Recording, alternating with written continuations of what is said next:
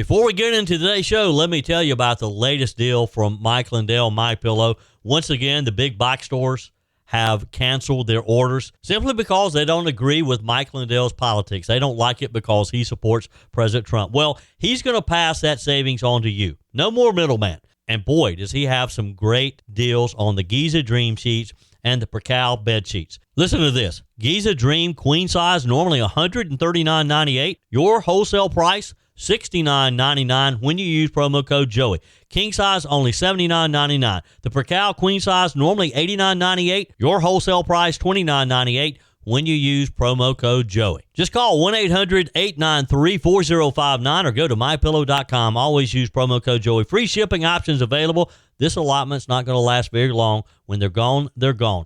mypillow.com. Promo code Joey. Thanks for joining me in the PhD Weight Loss and Nutrition Studios. To lose weight for the last time, visit myphdweightloss.com. Welcome in. Glad to have you as we have a lot to cover again today. The commander of Fort McCoy has been relieved of her duties after the U.S. Army base failed to install photos of President Donald Trump, Vice President J.D. Vance, and Defense Secretary Pete Hegseth on a wall displaying their chain of command. We have the latest details on this. The Department of Education will resume collections on defaulted federal student loans starting on May the 5th for the first time since 2020. ICE has arrested an illegal immigrant with alleged terror ties in California and one of the most wanted men in India, and he's been freely roaming our country. In other immigration news, a New Mexico judge has resigned from the bench after an alleged Tren de Aragua gang member was arrested at his home and had been living there for quite some time.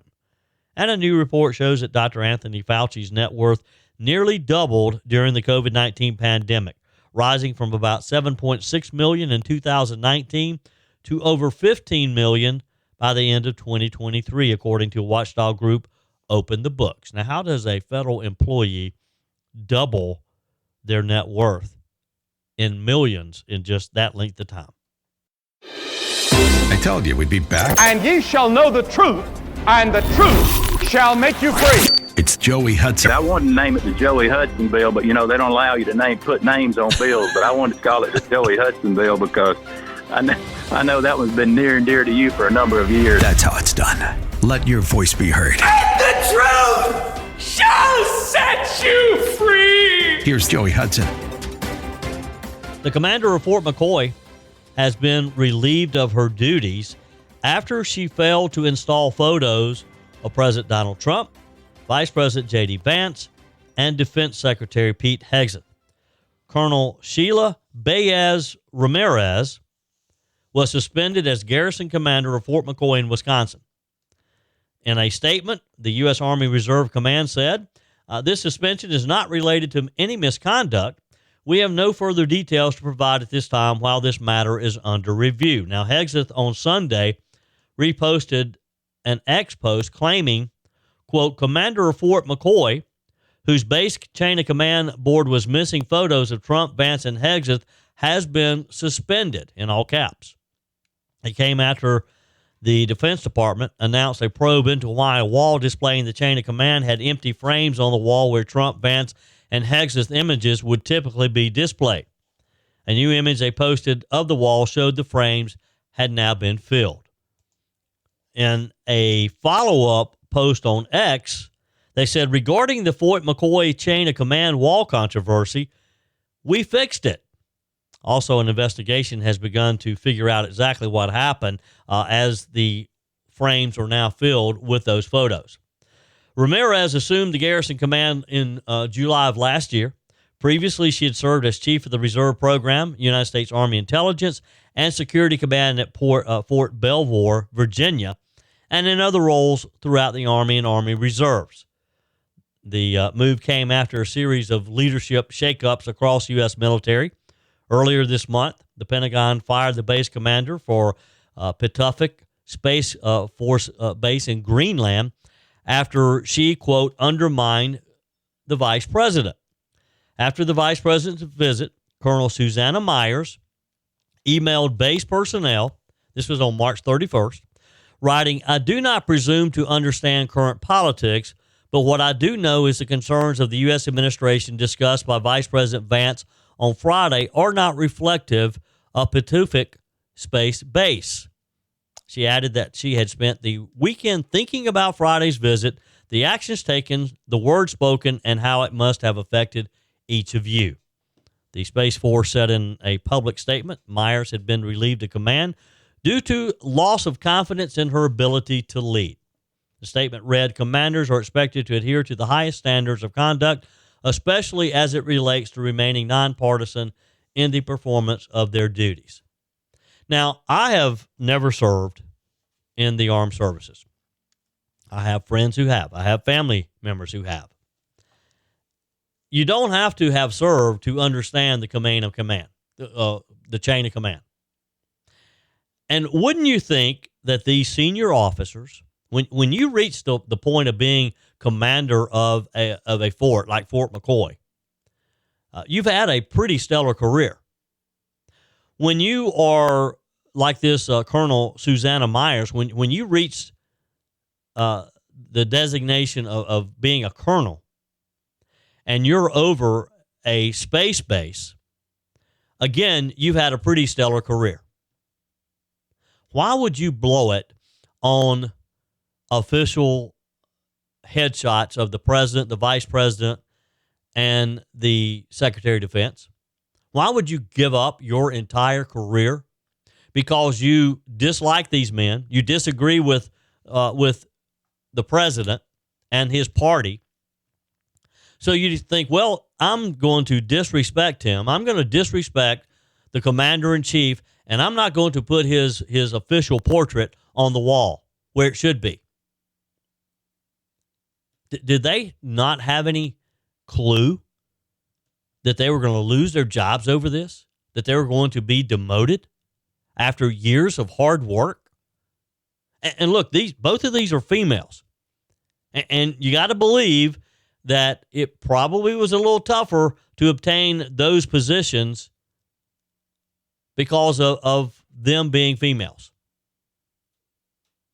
The secretary blamed disgruntled employees for leaking reports about a second Signal chat that discussed Houthi strikes, this one including his wife, brother, and personal lawyer on the chain.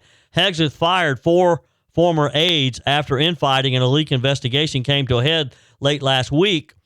Again, you got people in the Pentagon who are not loyal to the Secretary of Defense. How do they think they're going to get away with this?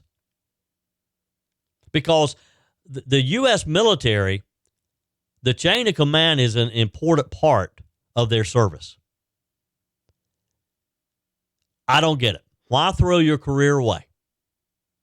Why would you jeopardize your lifetime's work because you disagree with the political party who is leading our country right now? Because you disagree with your commander-in-chief. I hope they think it was worth it. I hope it was worth losing all that they had worked for. Do you have your real ID yet? Because starting May the 7th, you're going to have it to board a domestic flight. This marks the long-awaited enforcement of a law that was passed nearly 2 decades ago. Homeland Security Secretary Kristi Noem confirmed that the deadline will hold firm as part of the Trump administration's broader national security agenda. Real ID will also be required to access federal buildings and nuclear facilities. So what is the Real ID? It was passed by Congress in 2005, signed into law by George W. Bush. The Real ID sets stricter standards for state-issued identification following the 9/11 terrorist attacks. The goal was to prevent identity fraud and tighten security at key checkpoints, especially airports. But implementation has been slow and been a very controversial process. Now, keep in mind, this was passed right after 9/11 when we were trying to tighten up security around airports. There's been state-level resistance over privacy and the cost of redoing IDs. The ACLU, of course, they're critical of everything. They've been critical, labeling the program as invasive and a step towards mass surveillance. And, of course, we had pandemic disruptions, which pushed the original October 2020 deadline back, first by Trump, then the Biden administration to the current May 7th, 2025. So why now? Why have decided that now is the magical time to go ahead and implement this? Secretary Noem emphasized the importance of real IDs in preventing illegal travel by undocumented immigrants, as well as deterring terrorist threats. In a statement, she said, real IDs make identification harder to forge, thwarting criminals and terrorists. If you plan to fly, make sure you get a real ID so you won't be denied your flight or face travel delays. So here's what you need to know. Starting May the 7th, you're going to have a real ID compliant driver's license or another approved form of ID, like a passport, to fly domestically. Real IDs feature a star icon in the upper right-hand corner. So look at your driver's license and be sure you have that gold star. You'll need to provide proof of identity, social security number, and residency to obtain one at your local DMV if you haven't already. As the deadline nears, states are encouraging residents to upgrade their IDs now to avoid last-minute chaos at airports and last-minute at the DMVs. If you haven't gotten it, it's probably going to get harder and harder to get them by the deadline, because you know how hard it is already to get something done at the DMV. It's going to be even tougher as people are rushing in at the last minute to meet this deadline. So let me encourage you to stop what you're doing and go out and do it today. If you need additional information, go to my website, joeyhudson.com. I'll have a post there with all the links with the information that you'll need. Are you ready for this? I dropped over 30 pounds on the PhD weight loss plan, and I never took Ozempic or any of those other weight loss shots. Joey Hudson here. Before you take a drug, here's something you should know. Your body already makes GLP-1. That's the appetite-fighting hormone that these popular drugs copy. But the PhD weight loss program helps your body make it on its own. No side effects, no long-term risk, no major muscle loss, and no rebound weight gain when you stop. Just natural, lasting results. Before Big Pharma was dancing around in commercials, Dr. Ashley Lucas was doing the real work, helping people lose weight naturally and keeping it off, all without hunger or cravings. At PhD Weight Loss, you'll learn what to eat, when to eat, and how to flip your fat-burning switch without a shot. Don't trade your health for a quick fix. You can do this without Big Pharma. You can do this without drugs. Right now, the first 11 callers get 2 weeks free added to their program, 15% off when you fully commit to the program, a free supplemental bundle, and the PhD Get Results Guarantee. Call now, 864-644-1900. That's 864-644-1900, or online at myphdweightloss.com. A New Mexico judge has resigned from his job on the bench after an alleged Tren de Aragua gang member was arrested at his home. Dona Ana County Magistrate Judge Joel Cano's resignation letter is dated March the 3rd, but a spokesman for the Administrative Office of Courts, known as the AOC, told the media it was not received by the Supreme Court and 3rd Judicial District Court until March 31st. So here's the story. Back in January, Homeland Security investigations, Las Cruces, began looking into Venezuelan native Christian Ortega Lopez, an illegal alien from Venezuela and a suspected member of a criminal gang who was residing with other illegal aliens and in possession of firearms. This according to court documents that were released to the media. On February the 28th, 2 search warrants were executed at a home investigators identified as a home being owned by Judge Cano's wife, Nancy Cano. Ortega Lopez and his roommates were taken into custody. Agents seized 4 firearms from April Cano's residence. April Cano is the daughter of Nancy and Joel, the judge, according to court documents. Ortega Lopez was found by investigators posing with weapons in social media posts, some of which he said were owned by April Cano, again, the judge's daughter, who allowed him to hold and sometimes shoot various firearms. You following this? All these names is a little bit confusing, isn't it? Ortega Lopez admitted to illegally entering the U.S. from Mexico in December of 2023. Again, this is according to court documents. He allegedly told investigators that he was living in an El Paso apartment with 5 others when he met Nancy Cano to install a glass door for her. According to the statement and the court documents, he continued to do a few jobs for Nancy Cano, and after being evicted from the apartment in April of 2024, Nancy Cano offered her casito in the back of the residence she shared with her husband, the judge, Joel Cano. The suspect made his appearance in a Las Cruces court on March the 3rd. During a detention hearing on March the 14th, U.S. Magistrate Judge Damian Martinez asked Assistant United States Attorney Mario Armajo if she knew who Judge Cano was. When Armajo said she did not, Judge Martinez said he had met him outside the courtroom several times, added, "I don't think he would just let anybody live in his property." So some influence being pushed here, little arm twisting, if you will.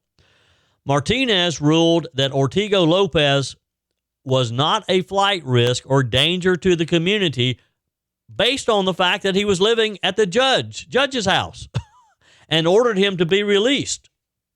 On April the 8th, a motion was filed by an assistant U.S. attorney to reconsider Ortigo Lopez's pretrial release order. Records from Donna Ana County Assessor's Office say that the home Ortigo Lopez was arrested at is owned by both Nancy and Jose Cano, who goes by Joel, the judge. Cano's resignation letter stated his last day on the job was March the 21st. He said, "All the best to everyone. I wish all of you a happy retirement once you're ready yourself." I'm not sure he was ready for retirement, but he tried to avoid the embarrassment. This is what is wrong with so much of our country. You've got judges like this guy who was letting an illegal live in his backyard, live in his guest house, and thought it was okay. It's okay because he's doing work there, I guess, doing work for his wife, doing, for his daughter. Wow. He should not have been allowed to resign. He should have been impeached, removed from office. Because I guess since he resigned, he probably gets some type of fat pension. If he had been impeached, he wouldn't be able to continue living off of the of taxpayer dollars. While we're talking about illegal immigration, listen to this story. An Indian citizen who is one of the most wanted fugitives in India, in his home country of India, for his alleged connections with terrorist activities, including planning more than a dozen grenade attacks on police officials. He's been arrested by immigration officials for being in the U.S. illegally. Harpreet Singh is his name. Harpreet Singh. He was taken into custody by ICE agents last week. Singh entered the U.S. illegally on January 27th in 2022 in Arizona. He was arrested by a U.S. Border Patrol agent from Tucson sector, placed in removal proceedings, and then released into our country to roam freely. He was arrested by ICE on April 16th in Sacramento, California, and will remain in ICE custody pending immigration proceedings this time. Tricia McLaughlin, the Homeland Security Assistant Secretary for Public Affairs, said the Biden administration not only let a wanted terrorist in our country, but after he was arrested by Border Patrol agents, they released him into the interior of our country. Joe Biden, the policies of his administration, forced ICE agents to release this terrorist. He was on, or is on, the most wanted list in India. The Ms. McLaughlin said in her statement, while shocking, it's not surprising given the Biden administration routinely released unvetted terrorists and criminals into American communities. Under President Trump and Secretary Noem's leadership, ICE is unleashed to remove these violent criminals from America's streets and put an end to catch and release. We will hunt down, arrest, and lock up foreign terrorists and criminals who have operated with impunity on American soil. We knew it was bad.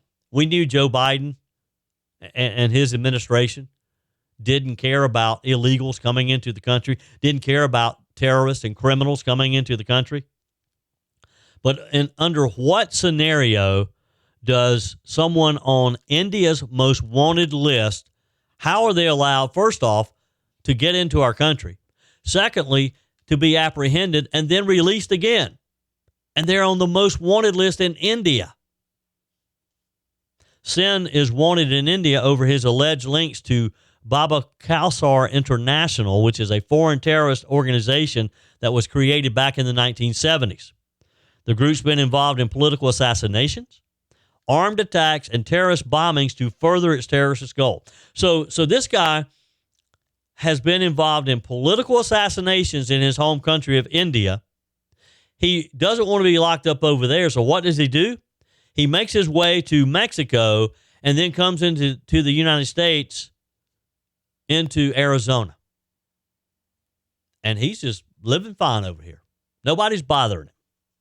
Sen allegedly provided terrorist funds, recruitment, and planning of a grenade attack on an Indian police station and on a retired police officer's house with the intent to kill and instill fear among law enforcement officers. This is a bad dude. And he's been living in America. Do whatever he wants under Joe Biden.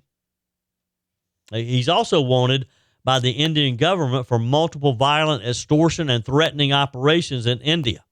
I say that as soon as we can, put him on a plane with a one-way ticket to India and let them deal with it. The bad part is Trump will do it, and some federal judge will try to stop it. He is one of the most wanted men by Indian agencies. This is according to Indian Intelligence Bureau. Indian officials believe that Sen to be a senior transnational terror network operative directly linked to Hardwinder Singh Renda, an infamous figure in the Pakistan-based Babar Khalsa International, which is one of their terrorist organizations. And he's been in our country. Free to go anywhere he wants to, free to travel. Nobody's been watching over him. In fact, the Biden administration went out of their way to give him that freedom. But again, what do you want to bet that as soon as President Trump tries to put him on a plane out of our country back to India, that the ACLU or one of these radical groups will try to prevent it? They'll try to run to a federal judge and get an order to stop him from being deported. That's just how nuts these people are. I mean, the Democrats, these House Democrats down in El Salvador right now on their spring break, trying to get the release of this guy in El Salvador. They're nuts. Why do they want these criminals in our communities? Why do they want these criminals in their communities? Do they not want their families to be safe? Help me understand this. Text me, email me, joey@joeyhudson.com. Your comments are welcome on the Firmin Ford text line, 864-477-JOEY. That's 864-477-5639. Emails always welcome, joey@joeyhudson.com. Speaking of the Firmin Ford text line, it's never been more important to support locally run businesses owned by people who actually live here in the upstate. Let me take a minute to talk with you about our friends at Firmin Ford. If you're looking for a new vehicle, maybe a great pre-owned vehicle, one you can trust, or maybe you're looking to order that special vehicle. Either way, if you want a new one, a brand new one, or a pre-owned that you can trust, the folks at Firmin Ford, they're there to help you. Their name is on the sign because their name is on the line, because every single transaction is important to them. Jim Firmin, Matthew Firmin. They do business the right way. When you stop by, when you give them a call, or maybe when you just send them a quick email, you're always going to have access to a member of the Firmin Ford family. And by the way, they also offer great service, and you're not going to have to wait weeks and weeks to get it done. And you do not have had to purchase your vehicle at Firmin Ford. Doesn't even have to be a Ford. They service all makes and models. Visit my friends at Firmin Ford online at firminford.com, firminford.com. For years now, I've never understood how people who borrow money and think they don't have to pay it back. And that's a situation when it comes to student loans. Now, I don't have student loans. I've never had student loans. My mom and dad, I'm so blessed because they worked hard and they paid for my education. Never borrowed any money on any of it. And we weren't wealthy people. So when we have all of these outstanding student loans and these young people primarily who think that, well, I shouldn't have to pay it back. I went to school, got my education, but I shouldn't have to pay it back. It just drives me insane. And COVID was the beginning of it. Well, there's a rude awakening about to happen in just a few days, in just a few weeks, because starting in May, for the first time since 2020, 5 years, the Department of Education is going to resume collections on defaulted federal student loans. Now, the Trump administration paused referring federal student loans to collections in March of 2020 at the very beginning of COVID-19. The extended lapse has prompted Trump administration officials to worry that the federal student loan portfolio is headed toward a fiscal cliff that if we don't start repayments and collections, it's not going to have a good ending.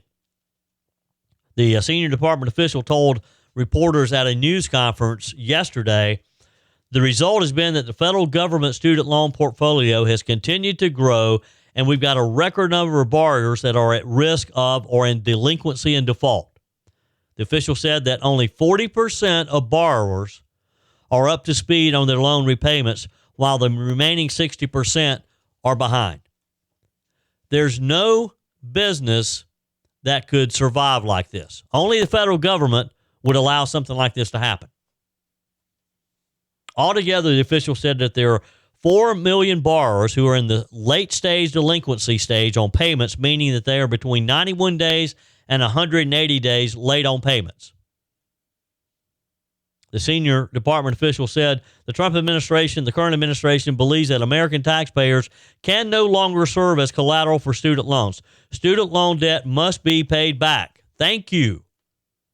Thank you for finally recognizing that. Because no, I do not want to pay for somebody else's student loan. I don't want my federal tax dollars to be used for that. If you borrowed the money and you went to school and you got your degree, have the responsibility to pay it back. Don't expect me and other taxpayers who've never participated in these programs to pay your debts. The official said that the agency would roll out a communications plan to let borrowers know their status and encourage them to enroll in auto debit to drive down the number of delinquent borrowers. Now, why do they need to communicate with them about their status? These people know their status. They know they haven't been paying it. They know they're behind. Guess what? This is going to take effect May the 5th, when the Department of Education is going to partner with the Treasury Offset Program to start collecting overdue payments. So get ready. You know who you are. I don't want to be so hard on this, but still, it's just a responsibility thing. If you borrow the money, be responsible and pay it back. Why would you think that anyone else should? Why do you think the federal government should let you get a pass on this? Look, don't make me pay my car off.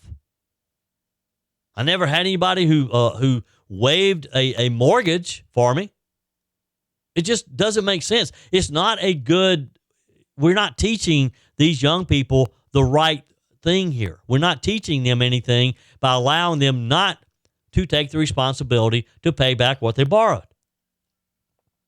The Department of Education says that they're preparing to join with lawmakers on efforts to reform higher education and the student loan repayment system in place. In their statement, they said, going forward, we totally believe that Congress has a role to play in fixing the higher education system that puts students in a position where they can afford their loan payments. So we're looking forward to working with Congress on their efforts to streamline loan repayment as well as lowering college costs. Now, we get into this whole debate about, well, college expenses are too high. It costs too much to go to college. I get that. It probably does. But if it's too expensive, if you can't afford it, don't go. Go to technical school. Learn a trade. Probably going to make more money anyway. Don't borrow a bunch of money to go for 4 years of a good time. Bipartisan legislation, we're told, is under works. It includes the Employer Participation Repayment Act, which Senators John Thune of South Dakota, Mark Warner, who's a Democrat in Virginia, they introduced this back in February. It would make permanent a provision set to expire in 2026, authorizing employers to contribute up to $5,250 tax-free to their employees' student loans. Now, that's a great benefit. I mean, that would be something that would get my attention if I had student loan debt and I was looking for a job and an employer had a program that would contribute up to $5,250 tax-free to my student loan debt. That would be that would help me make a decision on whether to go to work for that company or not. If I'm down between that company and another one and everything else is equal, that's going to push me over. That's a great program. Representatives Nicole Malatakis of New York and Scott Peters of California introduced the legislation in the House as a companion bill. Nearly 43 million student borrowers have federal student loan debt, which amounts to an outstanding federal student loan balance of $1.6 trillion. This is according to the Department of Education. $1.6 trillion is owed. These kids need to start working and paying it back so that people in future generations, it'll be there for them. That's the whole idea. The Department of Education's announcement, of course, comes after the Trump administration has unveiled plans in March to overhaul the Department of Education, or maybe even just eliminate it altogether. This is aligning with campaign promises by President Trump to eliminate the federal government's influence over education, to stop the abuse of your taxpayer dollars to indoctrinate America's youth. Even so, President Trump announced that functions of the department overseeing Pell Grants, student loans, and others that provide services for those with special needs would continue at other agencies. So just shift the duties to another agency, someone who can do it more streamlined, be more efficient. I mean, am I off base here? I'd love to hear from you. Text me.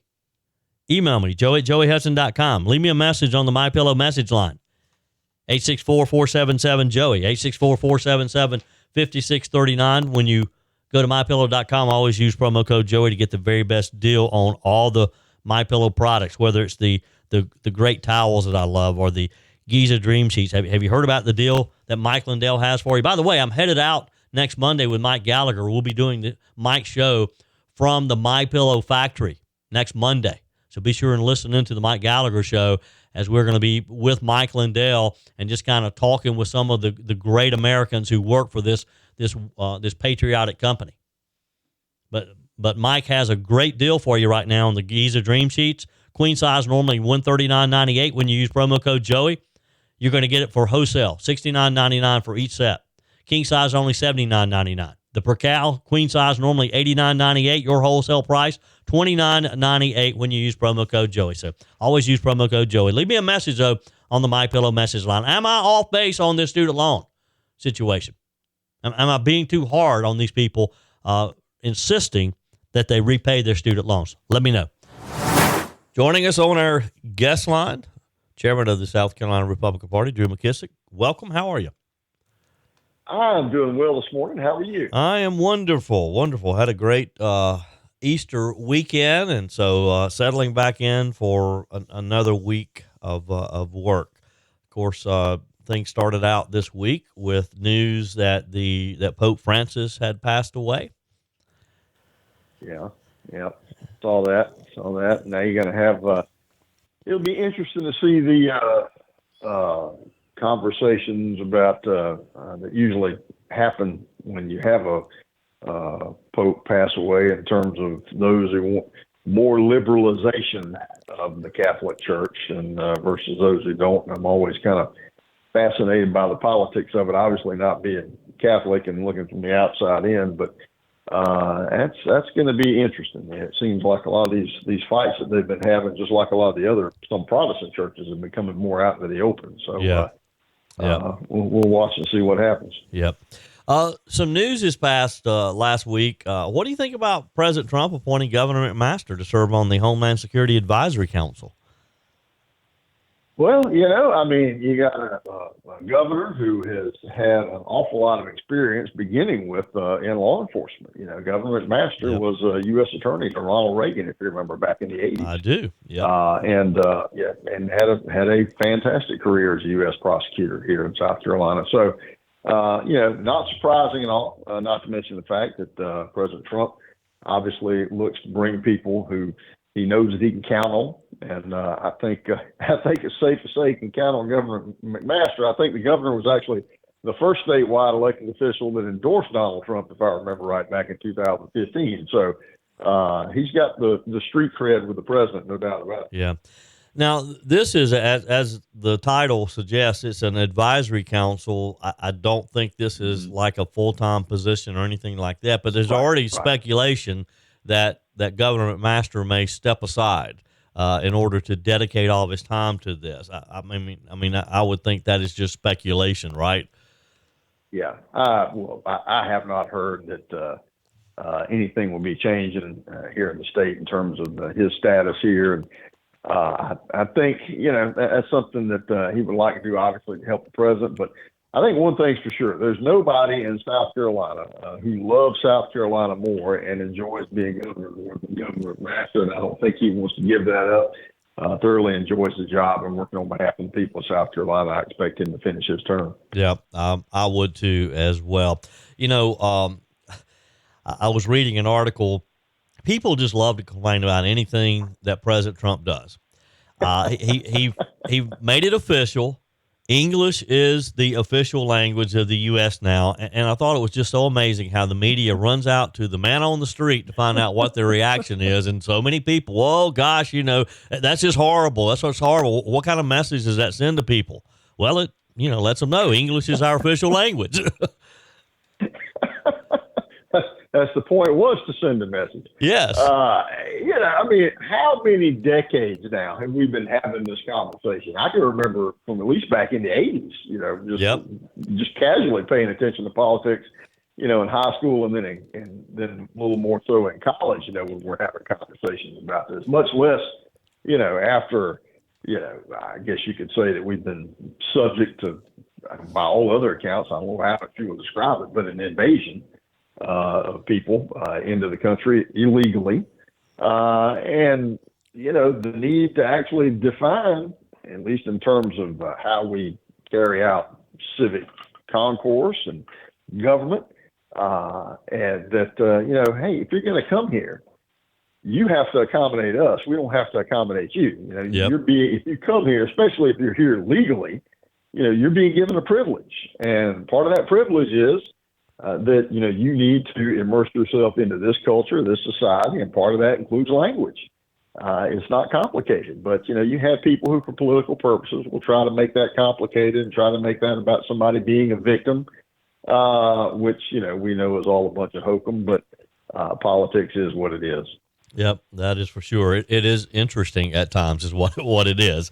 All right, so the conventions are now all in, all done. We're moving forward to the state convention. Yeah. Do you have any idea yet as far as numbers of people who attended? Was the turnout what you expected?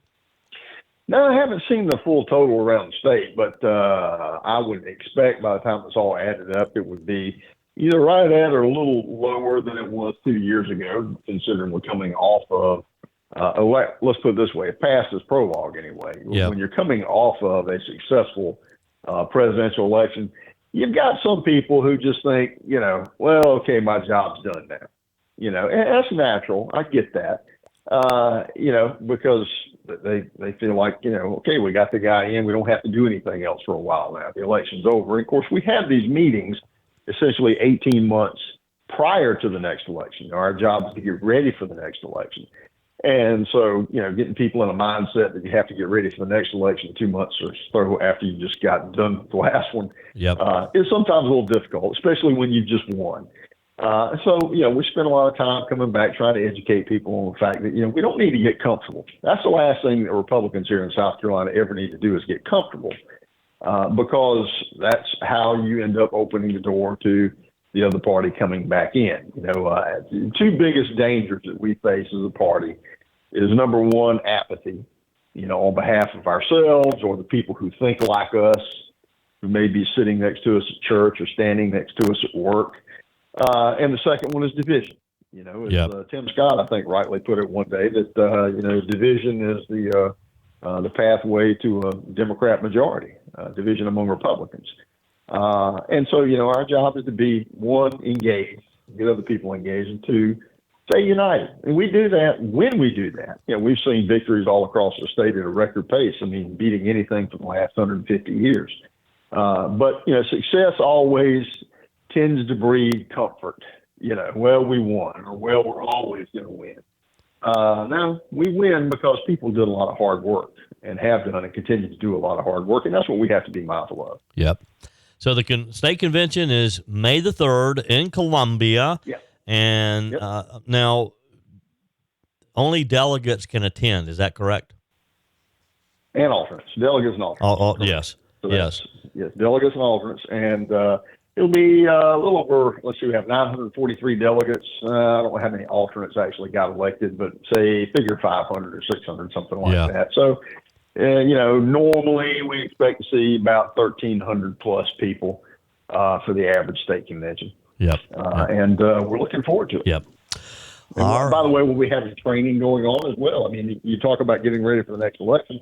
That's one of the things we're doing here the day before. We've got the Leadership Institute coming down to do training all Friday afternoon. So a lot of delegates are coming into town early to avail themselves of that. Training for campaigns, candidates, volunteers, training on fundraising and some other things. So about 3 or 4 different subjects that we've got laid out. So we're looking forward to that. Yep. Yep. Drew McKissick, chairman of the South Carolina Republican Party. Always a pleasure. Have a great week. We'll catch up again next week. Yes, sir. Y'all have a great one now. Take care. That's it for today's edition of Just the Truth. Thanks for joining me in the PhD Weight Loss Studios. To lose weight for the last time, visit myphdweightloss.com. If you haven't joined my mailing list yet, visit my website, joeyhudson.com. Click on the Connect with Joey button so that you can receive our emails and the most up-to-date news. Also, join me on my YouTube channel. Be sure and like, comment, and subscribe. Just search for Joey Hudson. As always, thanks for spending a few minutes of your day with me. Do me a favor and forward this episode to a few friends. Just click on the share button and send to your contacts. We need to build an army of conservatives to win our country back, and we can do that by continuing to share the truth with our friends and family. Keep those comments coming via the Firmin Ford text line, 864-477-JOEY. Email to joey@joeyhudson.com, and I love your messages on the MyPillow message line. Again, that's 864-477-JOEY, 864-477-5639. Be sure and take advantage of the MyPillow special, just $14.88 on the standard MyPillows when you use promo code Joey. Order online at mypillow.com or call 800-893-4053. We're back again tomorrow and hope you'll plan to join us. Until then, remember, God's got this. He's still in control.